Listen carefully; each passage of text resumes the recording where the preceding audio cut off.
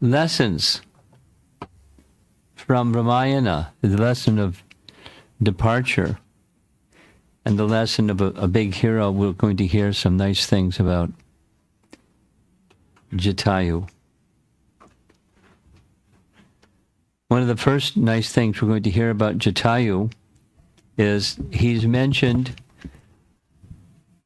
in a commentary by Baladev Vidyabhusan, who wrote a commentary on the 1,000 names of Vishnu, Vishnu Sahasranam, and he mentions his name in relation to Udharadi. So Vishnu is Udharadi. I'm used to hearing Udharadi as being of broad intelligence, but here he has translated as he is generous. So Baladev Vidyabhusan makes commentary on each of the words or each of the names of Vishnu. He explains that the Lord's generosity may be seen by the fact that he liberally granted Jatayu and many others the treasure of his lotus feet, which is difficult to attain even by becoming the most learned Vedic scholar. Same, it's a long explanation. He personally performed the funeral ceremony of the great devotee Jatayu. In this way, the Lord appeared before his devotee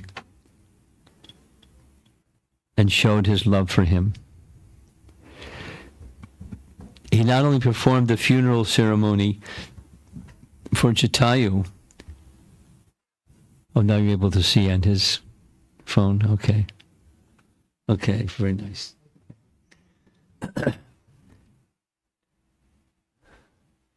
But when he was about to perform the funeral ceremony for Jatayu, he said, I didn't get the opportunity to perform the funeral ceremony for my father, but now I'm getting the opportunity to perform the funeral ceremony for Jatayu. So he saw Jatayu like his father.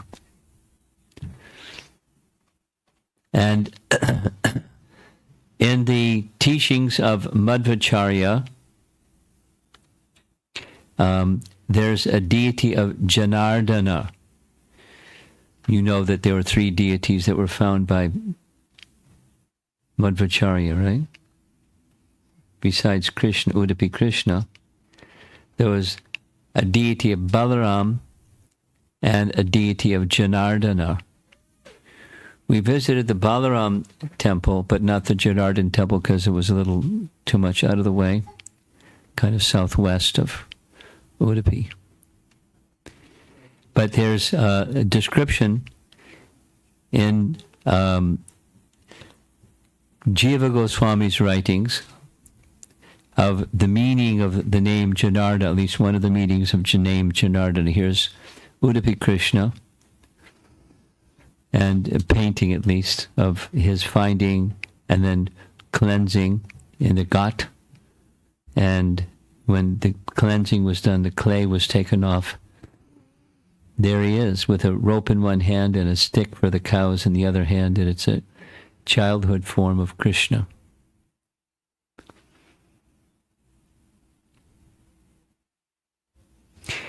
Is anyone here not familiar with the story of how this deity of Udupi Krishna, which was in a boat, a cargo boat from Dwarka, how was it doing in a chunk of Chandan in the cargo boat in Dwarka?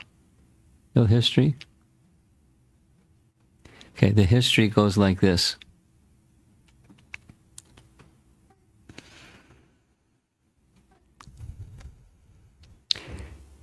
When Krishna was born, that very evening at midnight, he was carried from the prison house of Kamsa to the other side of the river Jamuna in Gokul and placed by the side of Mother Yashoda. So for 11 years and 8 months, the childhood pastimes of Krishna, the mother, Devaki, didn't get a chance to see Krishna's childhood pastimes. And so when he left to go back to Mathura, taken by Akrura, he freed his mother and father from the prison. Already he's almost 11 years old, and they did their Upanayana ceremony for him, because that's when Kshatriyas do their Upanayana ceremony, and off he went to school and so forth. So much later, Devaki and Vasudeva and the rest of the Yadu dynasty leaders were settled in Dwarka. They were settled in Dwarka because previously they were in Mathura, but Krishna wanted them to be safe from the impending invasion from one side, Jarasandha, and from the other side, Kalyavana. He was concerned about their safety, and so he had Vishvakarma construct Dwarka, and he personally transferred the entire Yadu dynasty and all their paraphernalia. That must have been pretty interesting. And settled them all in Dwarka. So Devaki, one time in Dwarka, who had not had the opportunity to, as the mother, to see and experience the childhood pastimes of Krishna, she made a request. She asked Krishna, "Is it possible that you could show me your childhood pastimes?" He's now not a child anymore, but he agreed. And voila, he assumed a childhood form. And he played on the lap of Devaki, and he was doing little cowherd boy things. And all of a sudden, he just manifested again in his adult or Dwarka Krishna form. So Devaki was pleased, and her maternal affection was satisfied. However, Rukmini saw that pastime of Krishna assuming his childhood form. And so she later made a request of Krishna, "Can you make a deity form like that, and I can worship your childhood form?" So Krishna agreed. And he had this form carved for her to worship. And Rukmini worshipped this form for some time. After some time, it was time for Krishna's departure from the world. So he sent Daruka from where he was at Prabhas to go back to Dwarka and inform everybody that he was going to leave, and very soon the whole city of Dwarka was going to be submerged back in the sea, so they should take all of their paraphernalia and quickly depart Dwarka before it sank into the sea. And so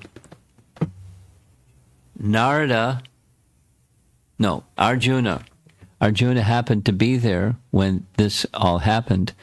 So he took the deity, he carefully arranged for Rukmini to be cared for, and the deity was placed in a forest called Rukmini Vana, and was just left there. And over the years and years and years and years and years, the deity became covered in dirt or chandan. And nobody knew because it was just a chunk of chandan. And after some time, a cargo ship needed ballast for their cargo ship.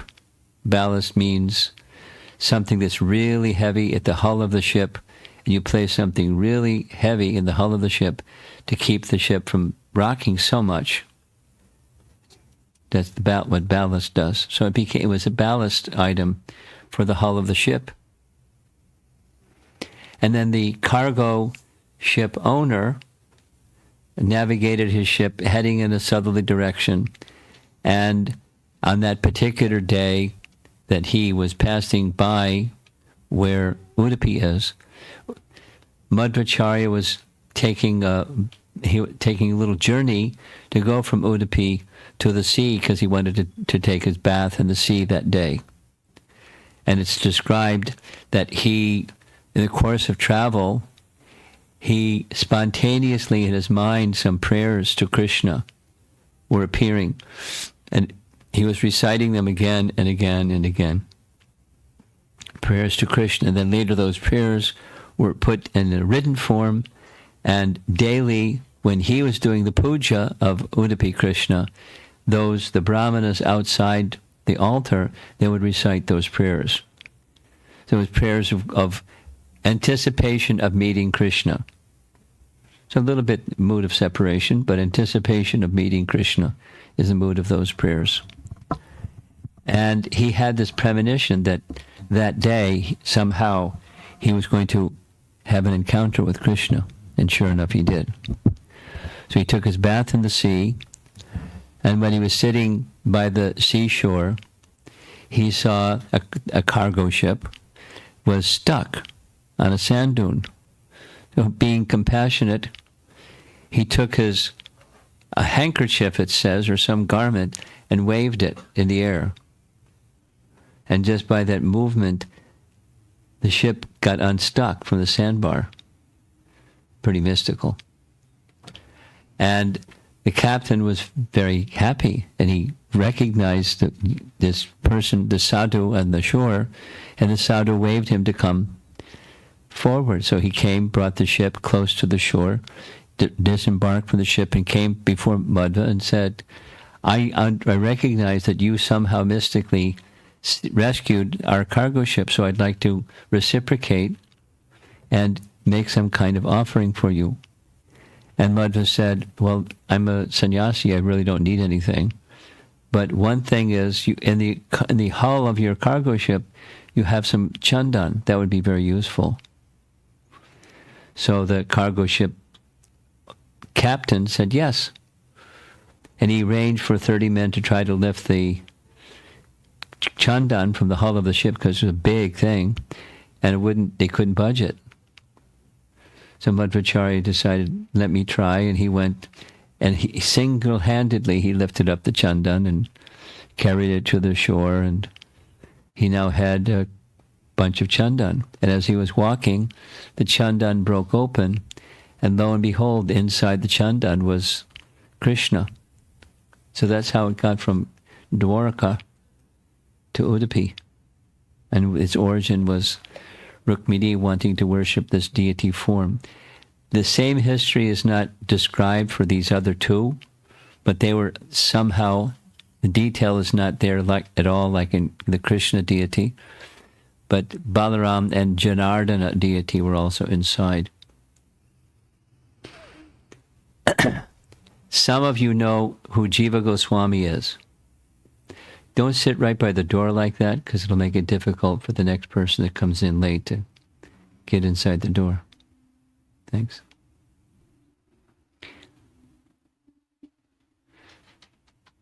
So Jiva Goswami,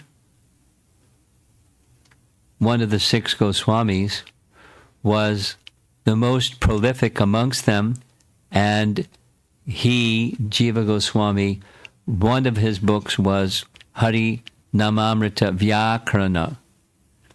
And the Vyakarana is a term that means learning or teaching Sanskrit grammar. And Nimai Pandit, after his initiation, who was a grammar teacher, he started teaching grammar by use of the names of Hari. Thus, Hari Namamrita Vyakarana. So that was the system that Chaitanya Mahaprabhu used, and Jiva Goswami was such a scholar that he somehow learned what was that system that he used, and he wrote the book. Jiva Goswami, pretty amazing personality. So one of the names of Hari is Janardana, and this is what he writes in Harinam Vyakarana. So this Janardana has this phrase here. One who desires the surrendered souls to be in his presence as servitors. That's a meaning of Janardana described here. And he gives as the example, three examples.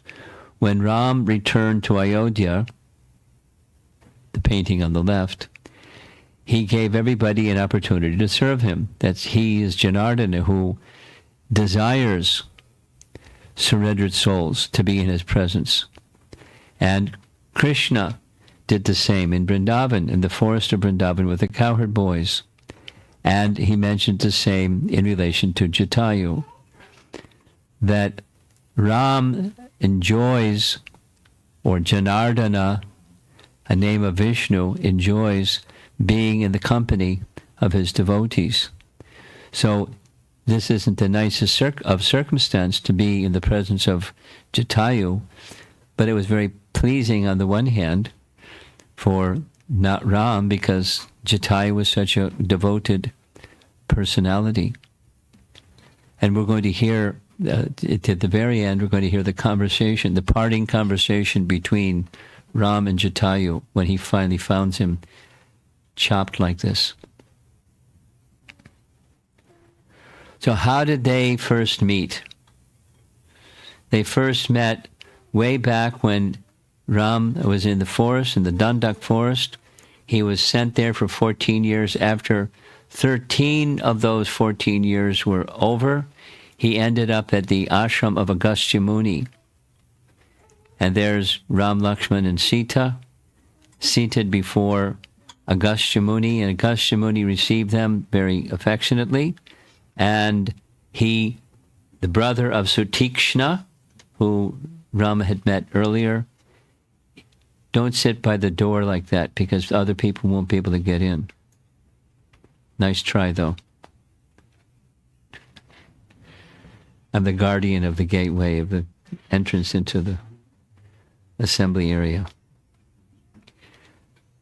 So Agastya did several things along with the wonderful exchange and spiritual teachings and so forth and so on. He gave many celestial weapons to Ram, and he also suggested that he should spend the remaining 1 year of his 14 years at Panchavati. So there's, as you see in the painting, there's several sages that were with Agastya.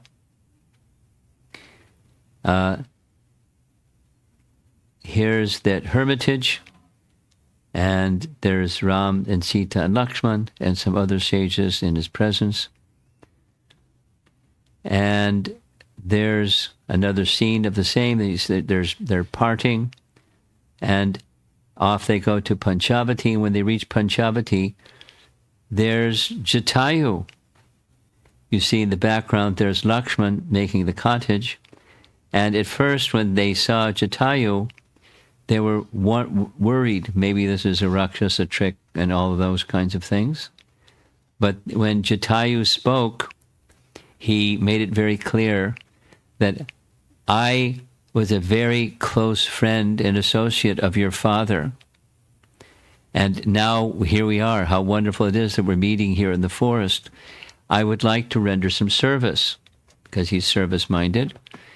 He said, at night or at other times during the day, when you may be away from the cottage, then I would like to have the service of protecting Sita. So it's like a father figure in the forest. And you see lovingly how both Ram and Sita are appreciating his mood. The genealogy, a little bit given in Ramayana. Kashyapa. Who's Kashyapa? Who's Kashyapa? Who knows who Kashyapa is? Huh? Huh? Brahmaji's son. Yes. One of the direct sons of Lord Brahma. Very good. Kashyapa Muni. So Kashyapa Muni was given wives to marry, and one of those wives was Vinita. And Vinita gave birth to two sons, Garuda and Aruna. And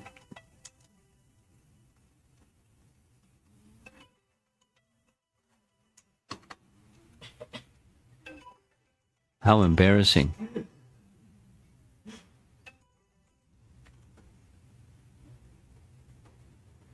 If you have a phone and it's going to ring, do the needful before it rings, because you might be embarrassed if it happens otherwise. My phone's already off. Okay. So, Aruna. Aruna is, one of the names of Aruna is dawn, right? Udila Aruna Puragabhaje. So that's a song by Bhaktivinoda Thakur. So it's, Aruna is the chariot driver of the sun. And Aruna, the chariot driver of the sun, had two children, Jatayu and Sampati. They're sons of Aruna. Don't sit by the door. Thank you. So there you see, it's not exactly what a vulture looks like, but that's okay. There's Jatayu overseeing. There's Sita, Ram, and Lakshman doing his service of protecting them. And here's a nice painting where Lakshman is preparing food for Ram. And, throughout their activities, the final was intended to be the final year. They were at this cottage built by Lakshman at Panchavati. And there's Jatayu in the front again. And there he is over on the left. Always doing something, and he being on guard. Then comes this situation where Shurpanakha comes on the scene.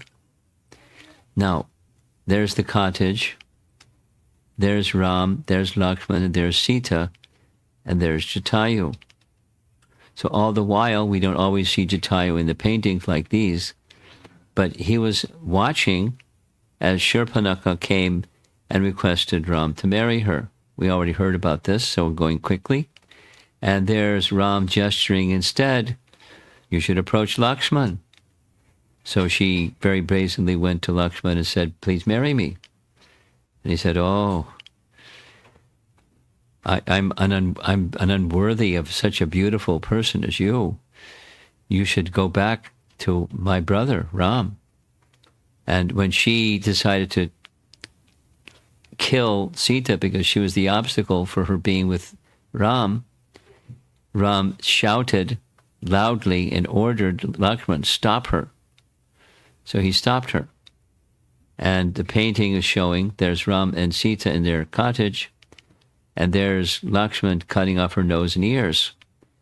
And she transformed herself from the beautiful Shurpanakha form, because she was a shape-changing demoness. She took her demon-like form shown in this painting. And there's Lakshman punishing Shurpanakha because she was going to harm Sita, not just harm her, but kill her. And there's another B.G. Sharma painting showing the same. So what did she do? She went back, bloodied, and screaming, and wailing, and Kara, who was one of the generals of Ravana's army, the leader of the entire force in Dandak forest, asked her, stop screaming, what happened? She said what happened. And so he immediately sent 14 generals of his army to go fight against Ram and destroy Ram for harming his sister. But it wasn't Ram that harmed his sister, but in any case, there you see in the upper left, as the generals were coming, Ram sent Lakshman to guard Sita in a cave up on the hillside, while he personally dealt with the 14 generals of Kara, and single-handedly they were all destroyed. And when that news came back to Kara then sent 3 additional generals and 14,000 soldiers. Those three generals, their names are given here.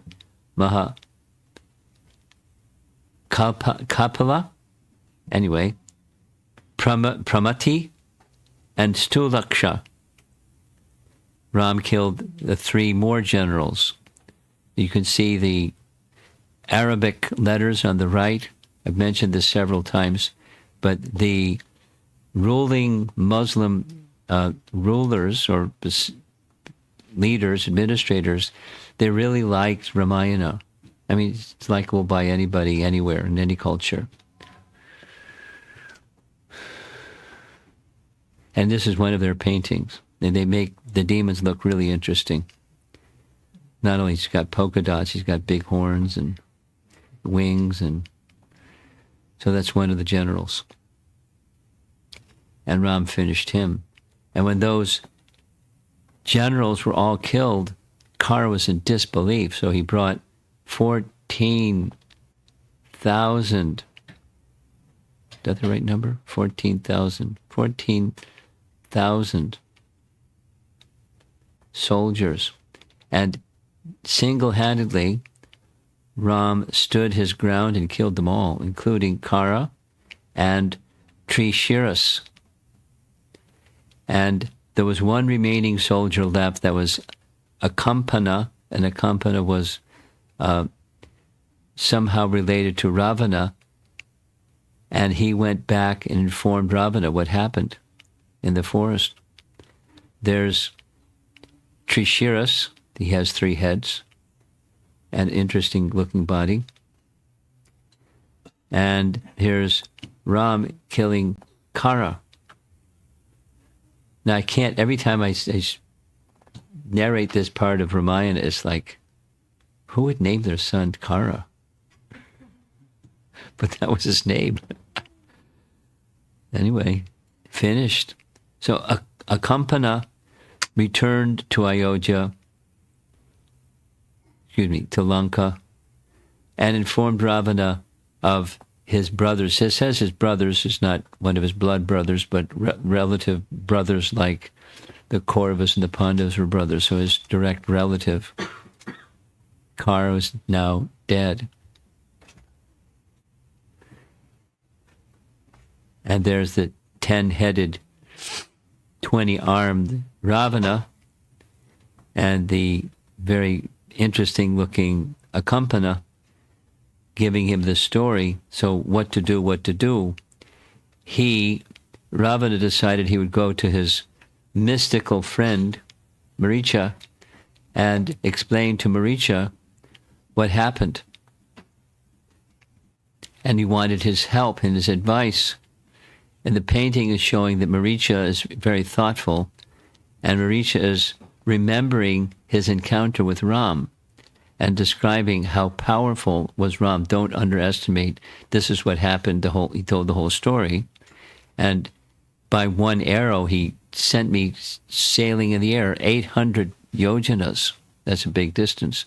Landed in the sea, and he then came back to be with Ravana, and then now living in the forest as in a hermitage.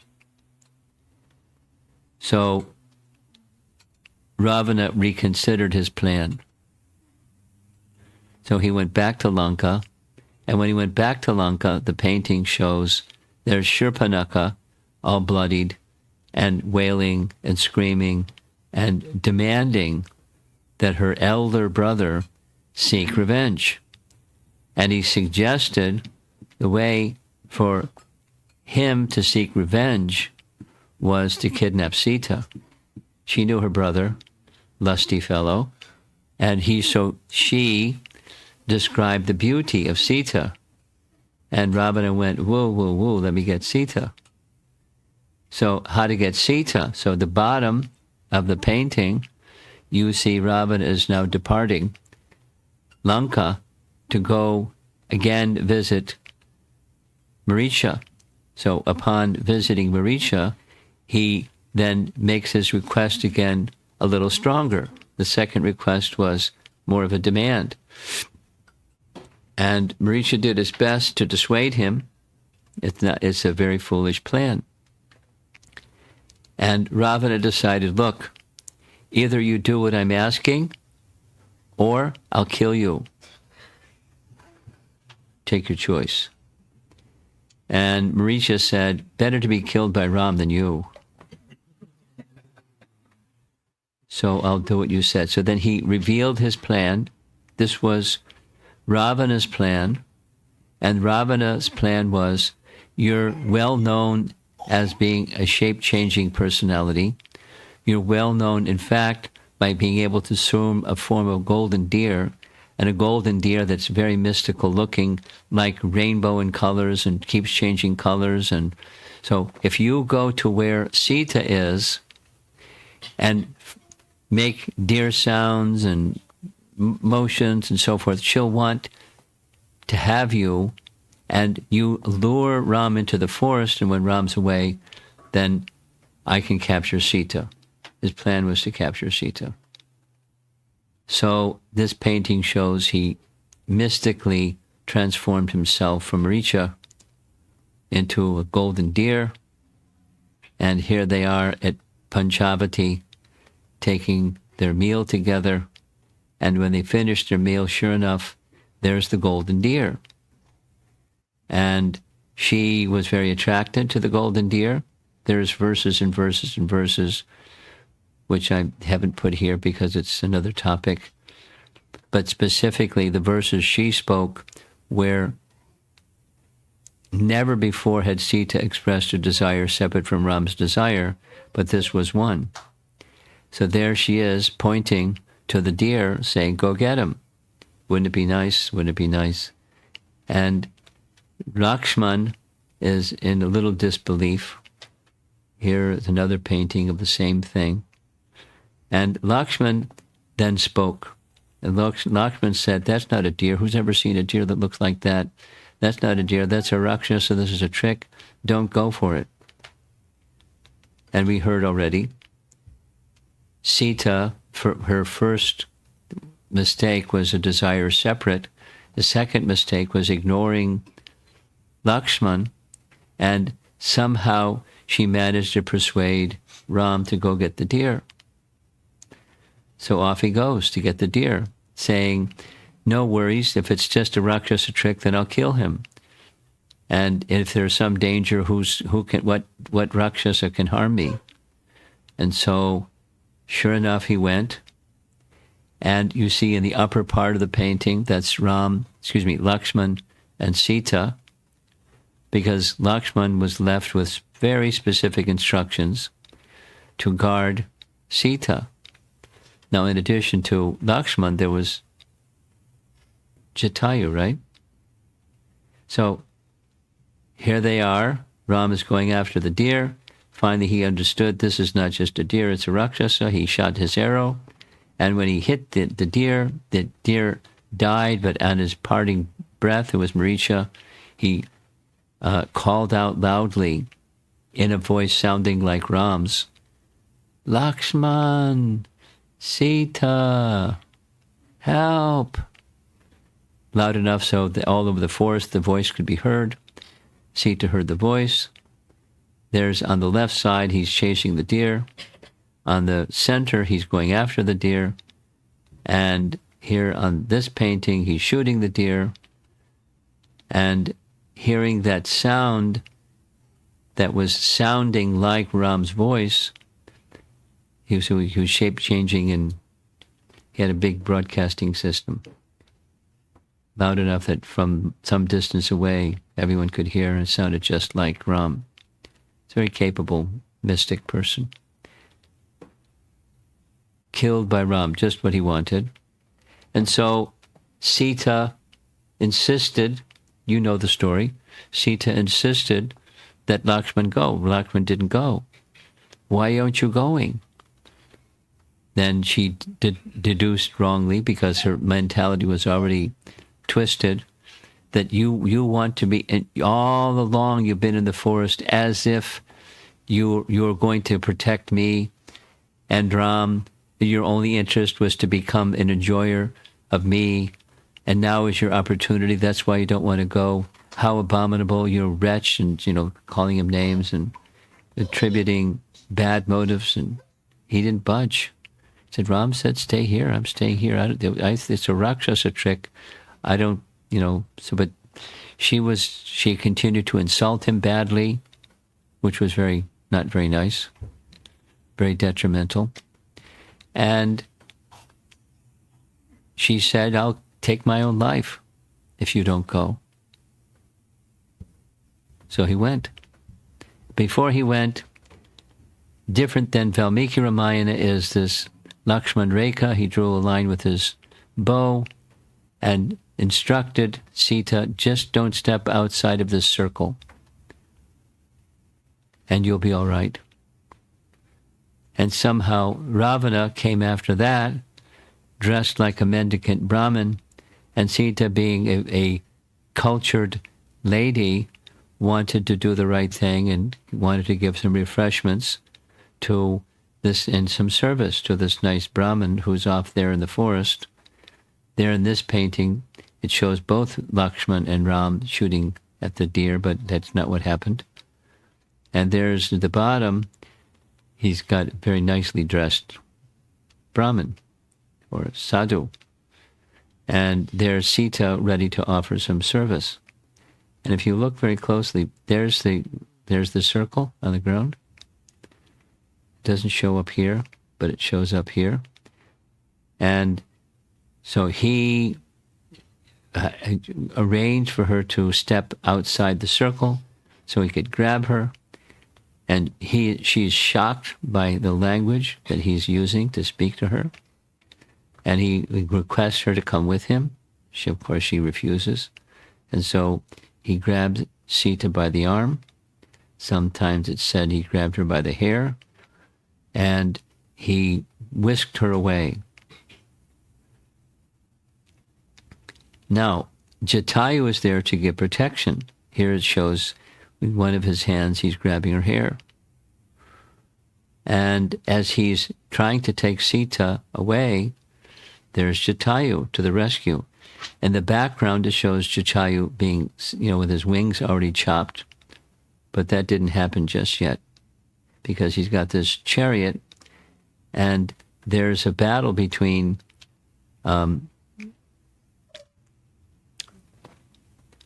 Ravana and Jatayu. Now, Ravana is so powerful that Jatayu is going to lose, but Jatayu is very virtuous and in the mood of being in service to Ram and Sita.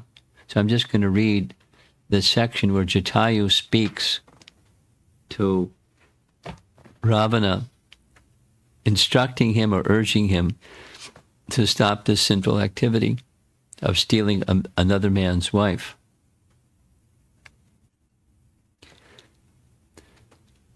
Sri Ram is the king of the entire world. Like Indra and Varuna are fixed in benevolence to others, are you, and you desire to kidnap the wife of such a king? You, being a king yourself, how is it that you desire to lay hands on another king's wife? A queen must particularly be protected. Give up this lowly mentality of abducting someone else's wife. Such acts are deplorable. A thoughtful person will protect others' wives just as one would protect one's own. Dharma, artha, kama are prescribed by learned men because these are not obvious in Scripture. A king must follow these from such sages. O son of Pulastya. He's not Pulastya's son, but descendant of Pulastya. Grandson Pulastya. A king is the storehouse of Dharma, Artha, and Kama. These qualities arise from him. You are sinful and whimsical, O king of the demons. It is because of your sinful acts you have gained this airplane that can take one to higher realms. That's his stepbrother, Kuvera, was the one who he got the Pushpaka Vimana from.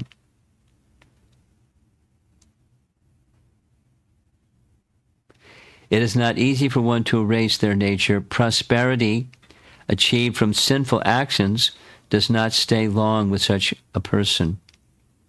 Sri Ram has not offended your country, your city, or even you. Why then are you offending the mighty and righteous Ram? It was Shurpanaka's and Kara's fault for trespassing in Janastan, and Sri Ram killed him without much effort. Why then are you kidnapping his wife for no mistake of his own? Give up Sita Devi immediately. Do not call upon yourself the wrath of Sri Ram's fiery glance, which can burn you up completely, just like Indra's thunderbolt finished Vritrasura. Sounds like he reads the Bhagavatam. You are unaware that you have tied a highly venomous serpent to the end of your cloth, and you cannot see the noose of death around your neck. One should only carry weight that one can bear without tiring. One should only eat as much as one can digest without falling ill. Who will act in a way that does not bring about dharma, nor popularity or fame, but just degradation of the body? O Ravana, I have dedicated myself to serving my father and forefathers for 60,000 years. He's doesn't give his birth date, but 60,000 years is different age. Treta Yuga. I am old while you are equipped with bow and arrows on a chariot and fully armored. Yet you will not be able to safely take Sita away from me, from here. You cannot forcibly take away Sita Devi under my watch, just as logic and reasoning cannot defy the definitive Vedas and scriptures. It's a long speech. While he's flying around and Jatayu's got a hold of Sita. If you are valiant enough, stay a while and fight with me. You will soon lay on the ground dead, just as Kara did. Sri Ram, who seems meek because he wears jute clothes, will easily kill you because he has killed many demons and Rakshasas many times. I must definitely stop you, even at the cost of my own life, from taking away this lotus-eyed wife of Sri Ram. This is what Sri Ram would like, and so would Dasarath. I will pluck you from your excellent chariot as easily as one plucks a ripened fruit from its node. Just wait a moment. I invite you for a duel. Oh, Rakshasa. It's quite a long speech. But Ravana wasn't moved. They did battle, and many things happened. You'll see in the paintings as we go along. Jatayu was old, but he was very powerful. And with his power, he was able to break apart the chariot. And as the chariot fell to the ground crashing, there was a further battle. This is showing he's fighting. He's so big, he's able to pick up the mules that were transporting Ravana and put them in the claws of his big body. This is a nice painting. There's 10-headed Ravana, poor Sita, way in the back there, and big battle going on in the air, and eventually, with his sharp sword, Ravana cut off the wings of Jatayu, one and then the next, and the chariot was already broken, so he managed to travel without his chariot. This painting shows the broken chariot and is chopping the wings of Jatayu. And over on the right side, there we see there's Sita flying over Rishamukh mountain. And there we see Sita dropping her jewels and ornaments in a cloth, hoping that later when Ram comes to look for her, he will find the direction that he was traveling in, as well as the jewels. So this is showing all of that in one painting. It's a B.G. Sharma painting. There's Sita tossing the jewels over the side.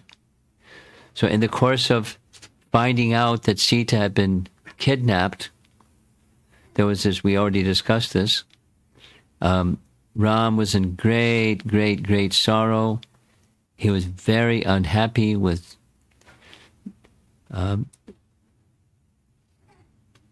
Lakshmana, and together they searched and searched and searched, and eventually they came upon Jatayu, bloodied, lying on the ground after battling with Ravana. I'm going to read there's a whole long section of what Jatayu spoke and the exchange between them. So,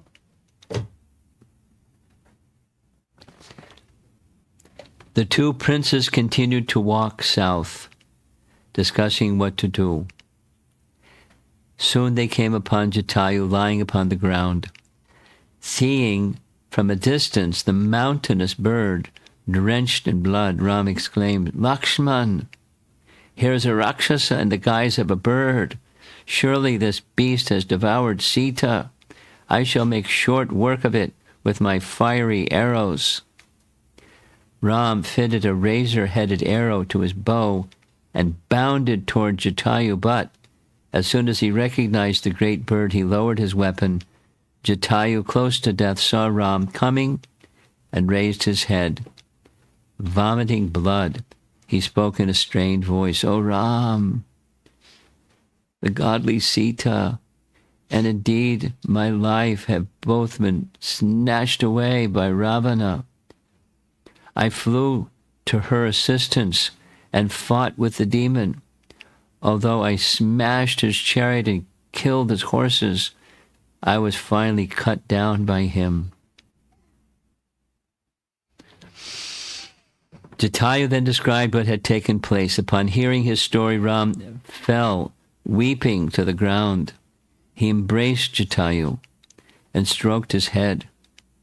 In great pain, Ram cried out, "Alas! Who is more unfortunate than I? My sovereignty is lost. I am exiled. My wife is stolen. And now my father's friend lies mortally wounded, having tried his best to help me." Ram questioned Jatayu, "Where did Ravana take Sita? What did she say as she was being dragged away? How powerful was the Rakshasa, and where was his abode?" Ram spoke wildly in a tearful voice. Jatayu looked at him fondly. Speaking in barely a whisper, he replied, "The demon conjured up a storm as he flew in the sky. As I contended with him, I soon became exhausted. Being old and worn out, he then lopped off my wings. He sped away with his face pointing south." Jatayu looked at him fondly. Speaking in barely a whisper, he replied, "The bird lay gasping. He reassured Ram that Sita would soon be found. The Rakshasa had kidnapped her at an hour which was favorable for her return." That's what it says on the screen, the Vindhya hour. Vinda hour.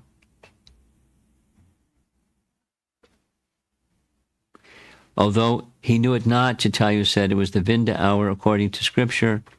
A treasure lost during that time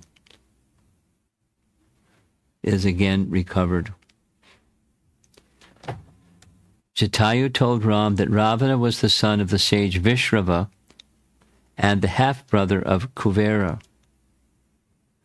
Although he was immensely powerful, Ram would soon slay him. Jatayu was sure of it. As the old bird spoke, he felt his life departing. Blood, flowing continuously from his mouth. He looked at Ram with tears in his eyes,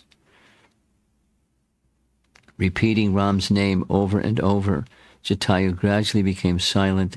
His head fell to the ground, and his body slumped back. Ram stood with folded hands, looking at his father's dear friend. He cried out in anguish, "Speak more, O noble bird, speak more." But Jatayu was dead. Ram gazed at him sorrowfully. Turning to Lakshman, he said, "Alas, this bird has laid down his life for my sake, dear brother. It is clear that valiant souls who practice piety and virtue are found even in the lower species of life, and not just among humans. The pain of seeing this vulture's death afflicts me as much as that caused by Sita's loss."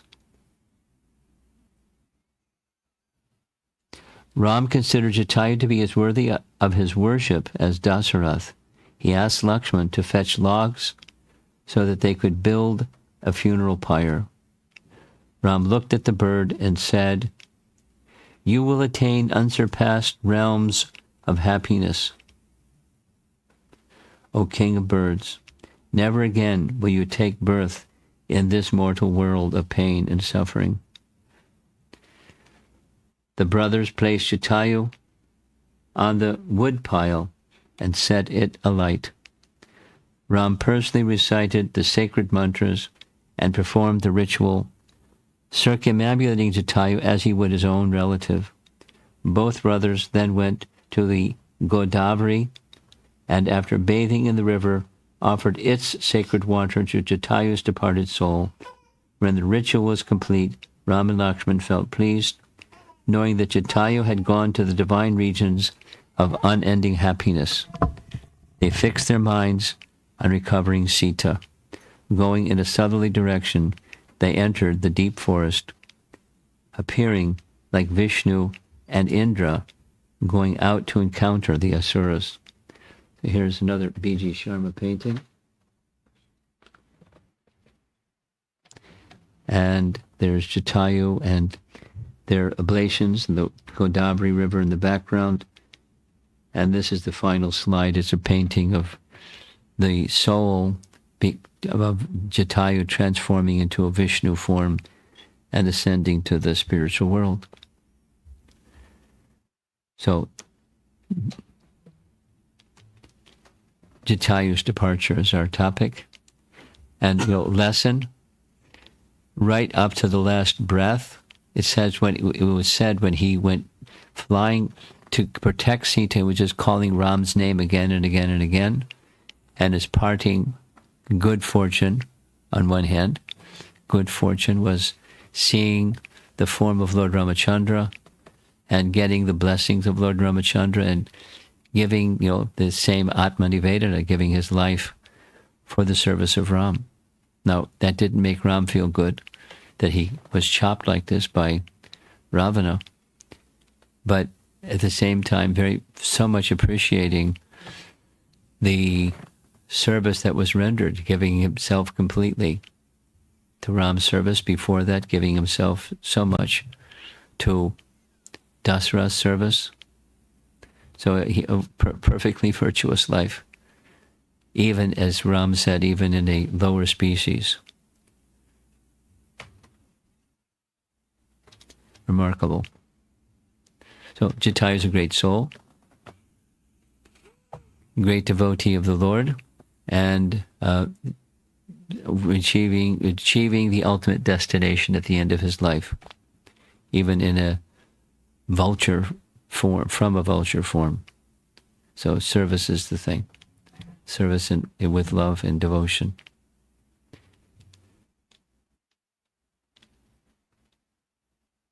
And that's it for our Lessons of Ramayana series. There's many more lessons, maybe another time, another set of lessons. We'll see how that goes. Let's see if there's some discussion. Yes? Maharaj, how do we understand from so many months? We get the flow of Vishnu Parvati, the help of one another. killed Wali, then the Jatayuś, but how do we, I mean, what's the logical reason, I guess, Lord Rama took so much time? Well, the logical reason was that he had to be back before the 14 years was over because Bharata was going to give up his life if he didn't. So the clock was ticking, but it was ready after he killed Ravana, and then he went Pushpaka Vimana. I mean, you're asking for a logical reason. There's a Leela reason, but the logical reason was the bell was going to ring after 14 years, and so he timed it perfectly. That's a logical reason. And the otherwise is Leela, because there are many others that got an opportunity to render some service. And, the battle, so finding Sita was part of it, and then regaining Sita was another part of it. And so it's just part of the drama. No, that's the Leela of recovering Sita, and then there's layers and layers and layers and layers.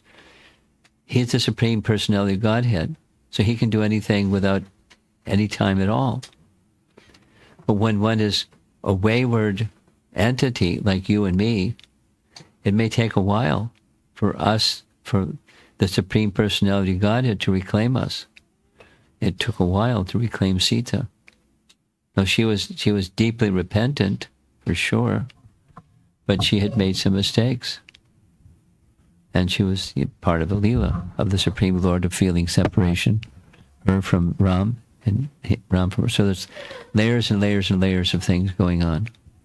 So he didn't need anyone's help to find Sita, etc. It's the Leela in giving people some service to do.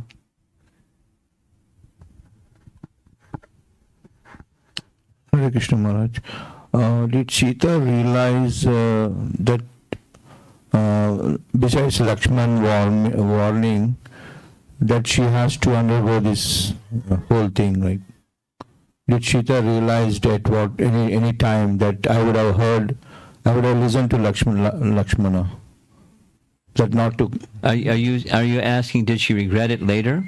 Yeah. Is that what your question is? Yes. Well, there's no statement in Ramayana that I'm aware of that she regretted it later, but I bet she regretted it later.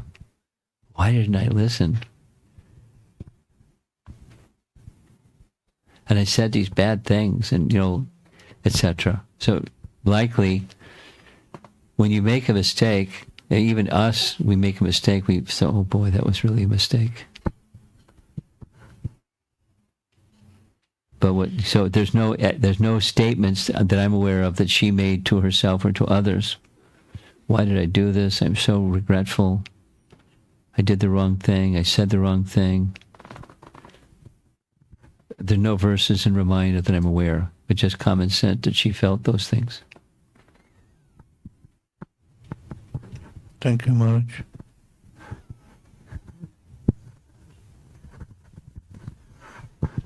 Hare Krishna Maharaj, thank you for the wonderful class. So I don't remember I heard it or read it or somewhere I saw it, that before going to Banavas, Sri Ram protected Sita with fire god, and then they went to forest, taking the Mother Sita's replica. So otherwise, it's no way that anyone can touch Mother Sita, even Ravana. So could you move your head, this young man? Yeah, you got it. Okay, thanks. So I just eye contact. Thanks. Go ahead. Yeah. So can you please? Is it true or This question was asked before, and three things. It's not, what you said is not in Valmiki Ramayana.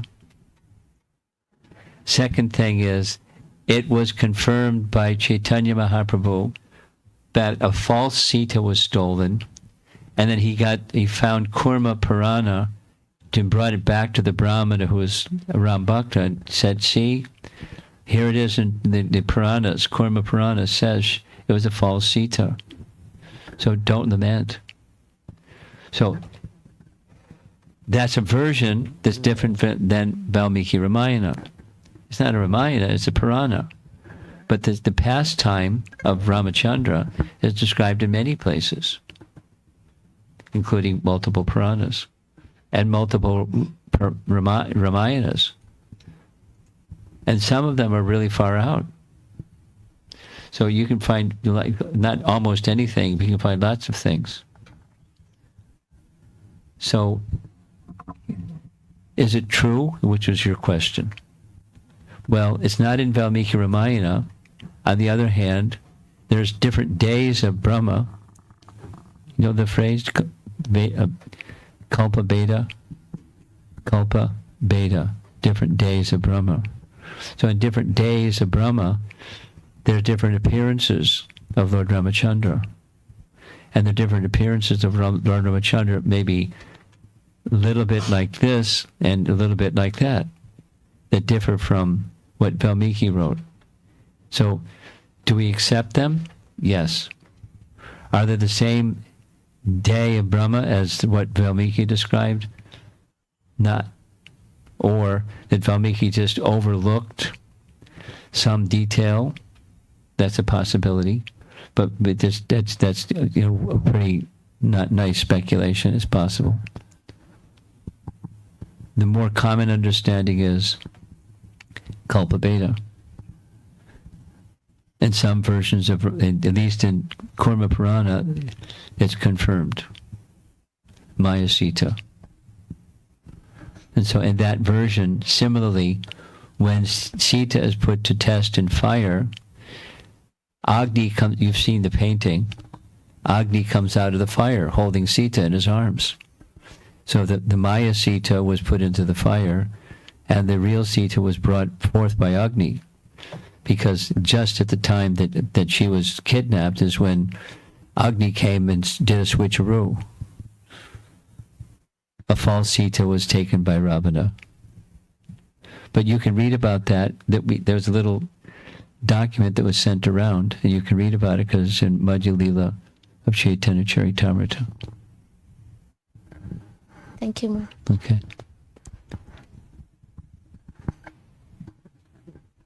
Hare Krishna Maharaj. Thank you for that amazing session on Ramayan. So Maharaj, I was thinking after Dashera, Diwali is celebrated after 14 days. And then I was reading somewhere that if we check on Google Map, it takes 14 days to walk from... Yeah, but he didn't walk. But, I mean to ask two questions. Is there any correlation in Valmiki Ramayan that there's like the whole Sena of Lord Ram walked from there, but Lord Ram, they went... Come on. Didn't walk. So then another question is, why do we celebrate Dashera after like 14 days? Why do we not? have that? Like, is there any significance? It's the 14-day custom I'm unaware of. What I'm aware of is Diwali Day. The 14 days I'm not aware of. So you have to ask Mr. Google, he'll know. But I know what Valmiki Ramayana says. Not 14. Plus that Purnima, then Amavasya. Whatever the number is, I only know about Diwali. Thank you. And you know, the Puranic people that know this version, that version, the other version, you ask them. I don't know why there's some number of days that some celebration. I know about Diwali.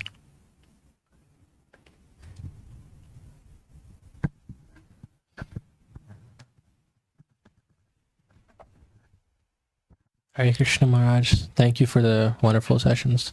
So my question is not very well formed, but it's just like I'm trying to understand something, so I'll just try to get at it. So basically, as Gaudiya Vaishnavas, we're very focused on Krishna's pastimes, especially Krishna and Vrindavan.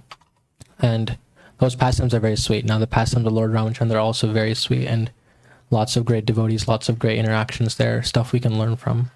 But also there is some sort of like difference in mood that's quite stark. Yeah. It's almost like I can kind of similar like a culture shock type feeling. Like we're used to seeing our Lord Krishna acting in a certain way, and then we see Lord Ramachandra, who's the same Supreme Personality of Godhead, and there's just like the sort of Kshatriya sort of interactions going on, and just it's like very like regal. It's just difference in mood. So as devotees, both of them are our worshipful Lord. How do we sort of navigate? Again, like there's no logical contradiction, so I'm not saying that there's any sort of logical problem with that. I'm just saying, how do we? Because then, like, there's that some sort of culture shock type when we think about that. Or it's just that's why that's a wrong word. But I'm just trying to understand how that's a wrong word. So definitely a wrong word. But There's diversity. There's a really simple starting point to keep it really, really, really simple. Within the source of everything is everything. Yeah. And the all attractiveness of Krishna, which means the all attractive, there's everything. And so there's this, and there's that, and there's the other, and there's the other. That's principle based. And then comes, statements of scripture that Balaram is the first expansion, and then there's descriptions that say that of the various other expansions, Ram and Nrsimha are exhibiting more the fullness of the source of everything than the other avatars. And there's sort of, details and details, but the principle, aside from the detail, is within the source of everything is everything. And so one of his expansions can have this mood, another can have that mood, another can have another mood. I mean, the mood of Lord Nrsimha is a different mood. But, Nrsimha and Ram are super excellent forms of the Lord, according to Scripture, and Rupa Goswami goes into it in Bhagavat Sandarbha, in describing Bhagavan, their features and aspects of Bhagavan. So Bhagavan is everything, and they're aspects of everything, of that which is everything. And the full repository is in the form of Krishna. So, read Jiva Goswami and you'll get it, more complete, detailed picture how it works. It's moods. Just like the different planets. There's moods in different planets. Different excellences, different predominance of something or something else. And then there's the fluidity even within that realm. Like within Ram's Leela, sometimes his mood, and sometimes his mood, and sometimes another mood. But he's always the supreme. Sometimes he laments. Sometimes he's almighty and powerful. So there's diversity. I see a hand, but there's someone before you. So pass the microphone back. Put your hand up so they give you the microphone. Hare Krishna Maharaj, thank you so much. I was reflecting on Lord Ram's mood when he started the search for Mother Sita. What are some important lessons that we can learn from the mood of love and separation? And he it's big time. He becomes delirious. Now, there's one of the opulences of Bhagavan is renunciation. So it's not renunciation got buried somewhere and he becomes materially attached. It's another variety of his loving mood that's over the top, intense. The intense love for Sita. Krishna would sometimes become like that in separation from Radha. You just start going in, to speak of Chaitanya Mahaprabhu and the mood of Radha in love for Krishna in separation. So, it's a mood.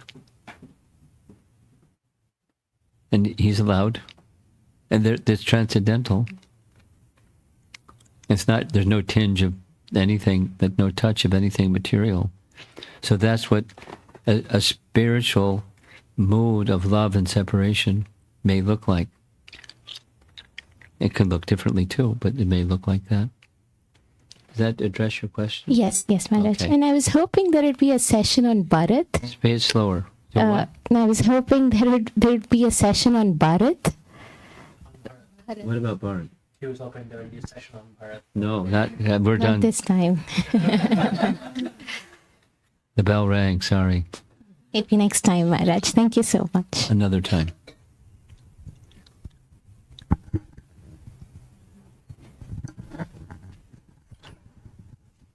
Hare Krishna, Guru Maharaj.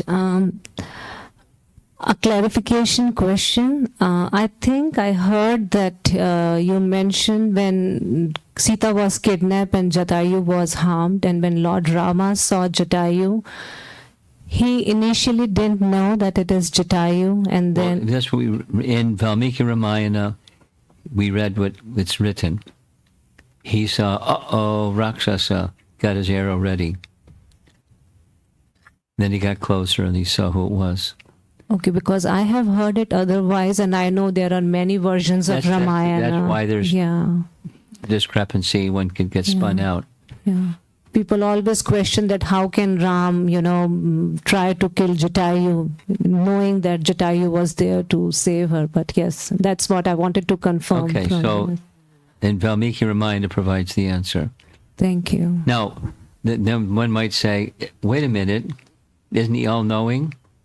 Wait a minute, doesn't he have senses that are not imperfect, like we have imperfect senses? We can't see what's what, and then later he does some focusing in, and now we can see. So he's behaving like he's immortal, although he's not. And that's Leela. Now, one who is not a devotee can go, oh, come on, you guys. Just get out your whitewash brush and paint it, Leela. Fooey on you guys. So, that means there's no taste of the subtleties of loving dealings and the moods of loving expression. But what's important for us as devotees is a question that was asked earlier. How do we know, whether something, this was your question, how do we know where there's something that's a realization of some great personality? Is it fiction or is it real? Or do we accept it as real? Something like that was your question. Was that your question or not?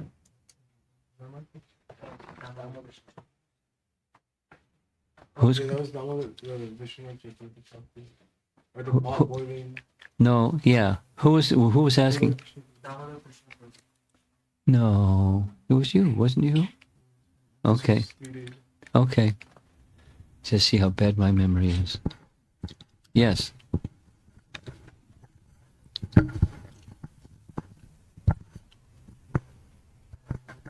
Hare Krishna, Guru Maharaj. Thank you so much. Maharaj, I have you said this morning as well that Vibhishan is as dear to me as Sita. I didn't say. We heard from your lecture Yeah, where Ram you were said. quoting Lord Ram. At different times he says things like that. He says they switch places. And today also Lord Ram was saying that Jatayu is as dear to me as Sita. Yeah. So I was just trying to sort of understand from the Gaudiya Vaishnava perspective. I was just mentally scanning before Lord Chaitanya came. In our Gaudiya Vaishnava understanding, we have this gradation among devotees as well, like Nectar of Instruction, verse number 10, has this wonderful gradation of devotees. Before Chaitanya Mahaprabhu, or even in Srimad Bhagavatam, do we see this gradation among devotees and the sort of the deepening of the rasas? That's how we see it. There's others that see it otherwise. So in the before that or in Ramayan or other places, is that concept present or is that unique to our sampradaya? I'll say same thing again. In different traditions, different sampradayas, there are different ways of seeing gradations. One way, our way, one of the ways is through intensity of love of rasa. Then in our same disciplic succession line is Madhvacharya, and he has a whole other hierarchy. It's a whole other, it's like, what? But then he has a whole other hierarchy, and that's in our own same line. So I don't know the details of other lines, but they have gradation, and the lens through which they look at is according to their disciplic line. It's just common sense. But what's the metric that they use for in different traditions? I don't know.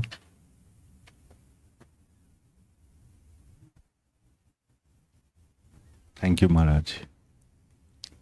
So you have more? No. Okay. Hare Krishna Maharaj. So Jatayu and Hanuman and a lot of other great personalities, not only in Ramayan but in Srimad Bhagavatam, are not of a human form. But we often mention, like in Bhagavad Gita, it's mentioned that, like human form is like the most optimal form of life for advancing in devotional service. Yes. So, just from like, can we assume that, I mean, these animals have received either special mercy from Krishna, or their descendants from spiritual world who assist in Krishna's path? No. It's special mercy. I mean, aside from the story of the dog that Chaitanya Mahaprabhu delivered and was chanting Krishna's name by Chaitanya Mahaprabhu's mercy, because he had received the mercy of Shivananda Sain prior to that. Shivananda Sain treated him with dignity and respect. And so he became the recipient of Shivananda Sain's mercy. But it's special mercy. It's not, past life. All of that is exceptional. And then there's the rule. And what you recited is the rule. Human form of life, Prabhupada would say, you can't invite all the dogs in the neighborhood to come here and have a discussion on Ramayana. That's not the capacity of dogs or other than human form of life.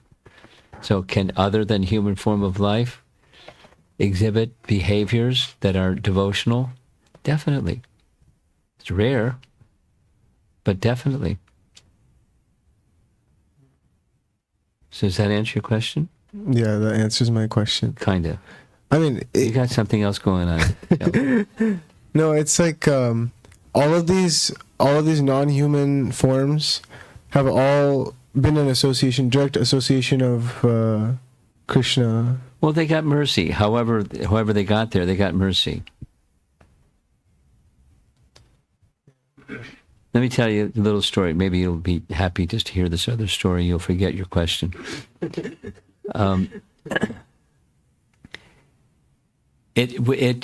For a while, for several years, I was teaching in Vrindavan at the VIHE during the whole month of Kartik.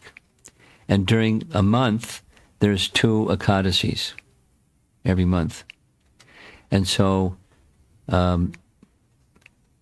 it was a practice that the devotees from many devotees from Krishna Balaram Mandir, on the morning of Ekadasi, right after Mangal Arati, we would get together and go out the front gate, make a right-hand turn, and go around the Vrindavan Parikrama path.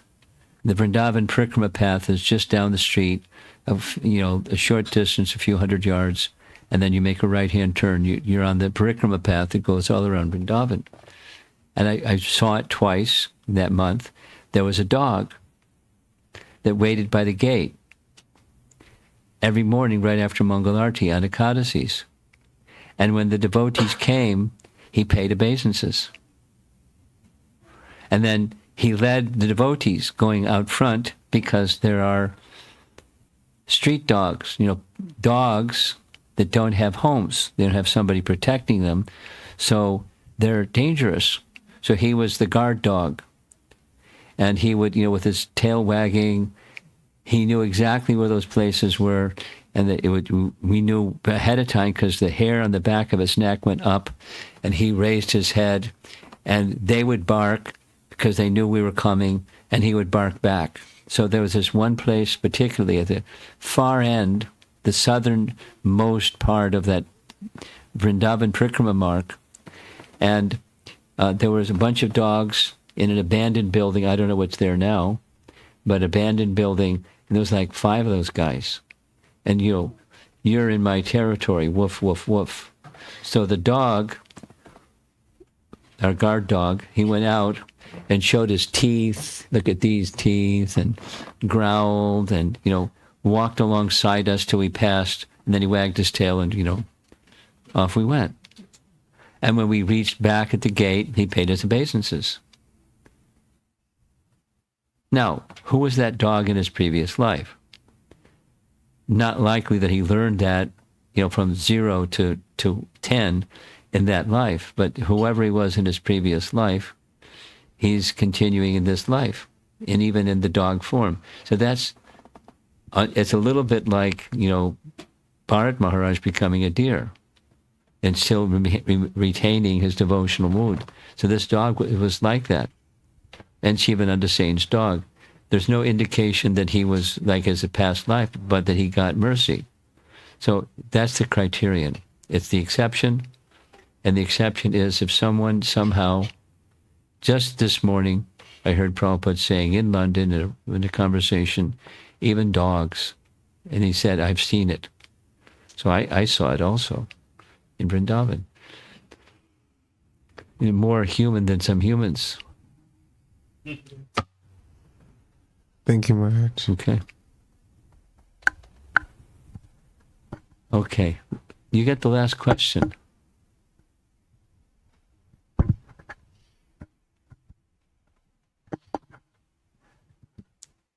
Thank you, Guruji, for this Hare session. Krishna.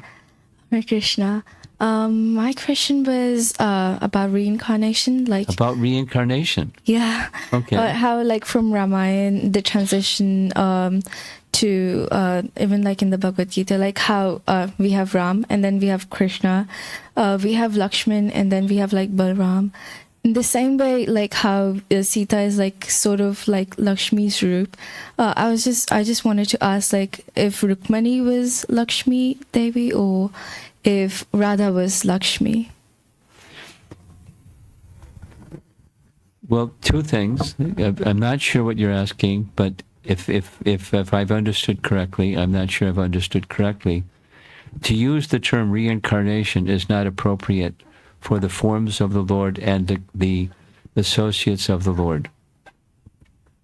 There are different expansions, and then those different expansions, they're not reincarnations, it's just a manifestation of this expansion or that one. And then there's Shakti, that's the companion of the form of the Lord, Shaktiman and Shakti. So there are different expansions or manifestations of forms of the Lord, but not reincarnation is not the right term for that. And the second is, according to Chaitanya Charitamrita, there's references, it's a series of references, that Radharani is just as Krishna is the original source of all forms of the Lord. You know the verse from the Bhagavatam, right? Eti changsa kala pungsa Krishnastu Bhagavan Swayam. Are you familiar with that one? No. In Canto 1, Chapter 3, the first half of Chapter 3 is an answer to one of the questions asked by the sages at the beginning of Canto 1, Chapter 1. And one of those 6 questions was, please describe the forms of the Lord as they appear in this world. So Chapter 3 begins doing exactly that. There's a listing, starts with Vishnu forms, etc., then Leela forms and other forms. And then after listing them, including in that list is Krishna, there's a verse, it's 1.3.28. Someone, Snehavali, look it up. I think it's 28, so you can check it later. But in that verse, although Krishna is listed as an avatar of Vishnu, which people often say, Krishna is an avatar of Vishnu, which is true, but Krishna is the source of Vishnu. And so Krishna, who is the source of Vishnu, appears as an avatar of Vishnu. So one amongst them, Krishna is to Bhagavan Swayam. Bhagavan Swayam means Swayam. He's the original Bhagavan. So Krishna is the original Bhagavan from whom all Vishnu and other expansions come. So in Chaitanya Charitamrita, similarly, it says, all expansions of the Shakti of Bhagavan are expansions of Radha. All the queens in Dwaraka, all the gopis in Vrindavan, all the goddesses of fortune, the associates of Narayan in Vaikuntha, and Sita, they're all expansions of the original. As Krishna is the original from whom all expansions of Bhagavan come, so Radha is the original from whom all Shaktis of Bhagavan arise or are manifest or from. So does that answer your question? Yeah, thank you. Yeah. Okay. 1.3.28. So you can look it up later if you like. Thank you very much. Thank you. Srila Prabhupada ki jai. His Holiness Prabhupada Swami Maharaj ki jai. I think we all want to thank Maharaj for allowing us to be absorbed in Ram Leela and getting some fraction of the mood of the eternal associates of Sri Ramchandraji. I had a chance a little bit with Maharaj staying at the residence of Shri Shinitai Gaurasundar, how Maharaj was totally absorbed in preparing for these discussions or presentations, and then very diligently investigating into questions for which the answers required some research, non-stop, 24 hours a day. We should pray for such absorption in Krishna Leela, Ram Leela. So thank you, Maharaj, for demonstrating by your personal example the importance of this. Yes. Except sitting by the door.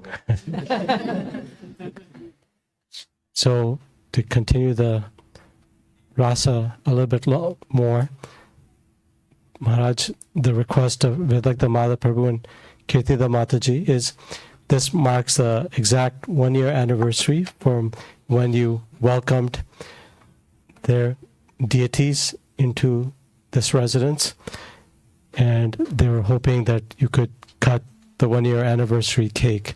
1-year anniversary cake. Haribo. So, do you want to bring the cake here and then we create a path?